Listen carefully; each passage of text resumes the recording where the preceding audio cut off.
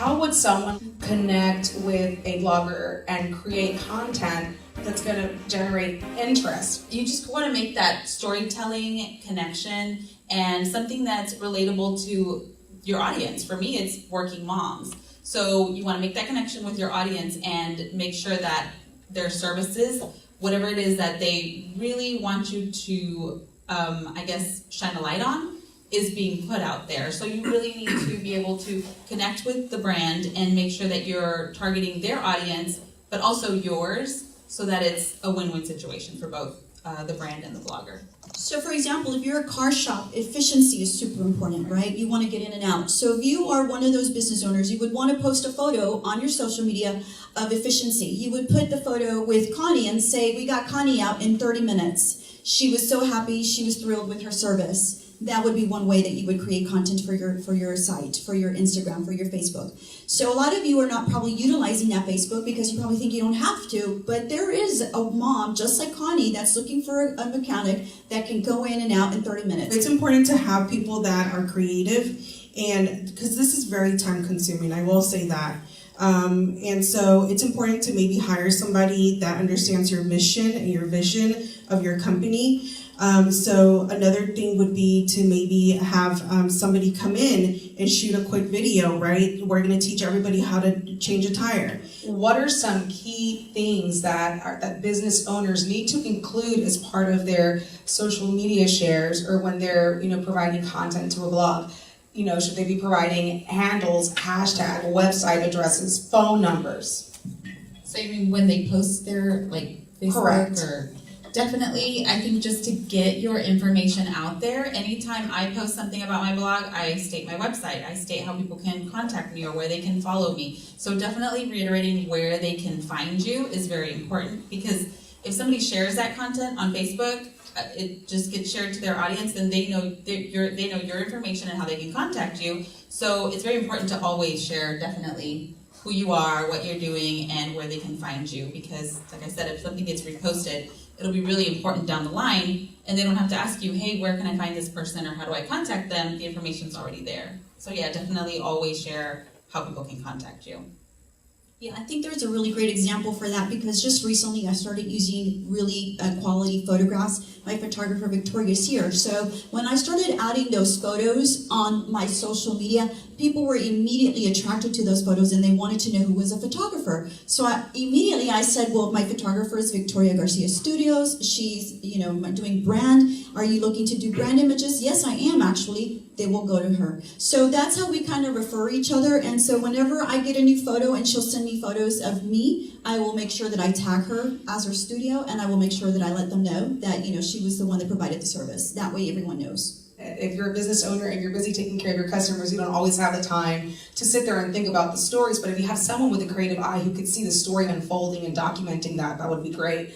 I believe that at one point or other, all of us have been interns. Where can business owners connect with that kind of creative intern, perhaps, that they are even willing to work in exchange for services or for free, just for the experience? Where are some good resources where business owners can connect with those folks?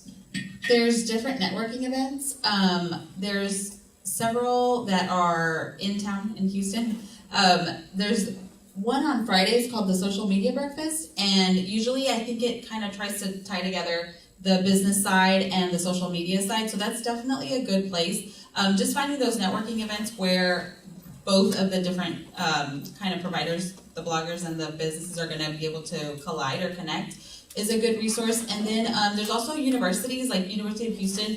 They have different, not forums, but I guess they have different events also where there are students that are involved in that want to be interns, and so they have these different networking events where you can go and meet the students, and they ultimately want to help you, and sometimes very inexpensively, so that's really good. So I would say anywhere that's a college, a university, a community college, just find their networking events. What kind of events do they have going on, and the titles are very important. Is it a social media related or a media related event? And then that's usually where I try to connect with different businesses as a blogger. I try to go to that type of event. By the way, I'd like to add, if you look up your local community college or university and you look for the the internship coordinators, and each campus has one, and you tell them you're a business owner looking for talent to bring to your business and provide experience in exchange for college credit, they will love you. So it's theirs, it's just a matter of connecting with them. So what is the ultimate goal of a business owner to connect with the blogger? I mean, at the end of the day, they provide this content, they create the good feels for the client, but is this something that they need to do repeatedly? And if so, what is the ultimate purpose? I think it just kind of depends on what their goal is for their business. So if it's something that is ongoing and you know you're going to have several campaigns, then you definitely want to build a relationship with the blogger and let them know, we're going to use you right now for this campaign, and we'll use you down the line in a couple of months when we have something else going on. For the Houston Latina bloggers, we have different campaigns with different companies.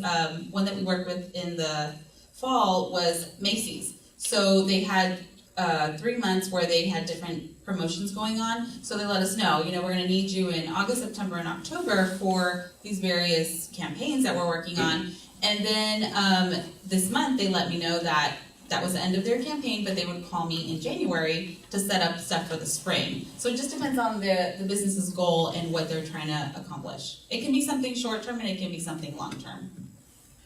I think it's very important that as a business owner, you utilize bloggers that are in alignment with you and your goals. So, for example, when I try to find bloggers to help me or influencers to help me with the boutique, I stalk them on their social media and I make sure to see what they post, how they engage, what sorts of comments are they adding. I even look at their grammar. If their grammar is not up to par, I won't use them because I know they're going to be promoting me. So I need to make sure that they can be my ambassador. So for me, it's very important that as a business owner, what am I looking for? I'm looking for sales. So if those influencers are going to get me sales and are going to give me a return on my investment, then I'm definitely going to invest in them. I will give them gift cards. I will give them opportunities to teach at the boutique. I will find ways to give them something in return because what they're giving me is promotion. What is the difference between a news story pitch to traditional media versus to a blogger? Okay, so to traditional media, you create a traditional press release, send it out to the media, follow up with your media and try to schedule an interview. Usually for press releases in traditional media, it's for a big campaign, something that you're really trying to push, something that's newsworthy, right? So just picture something that you would want to watch on TV. Like if you're sitting watching the 5 o'clock news, that would be something that you would pitch to the news, right?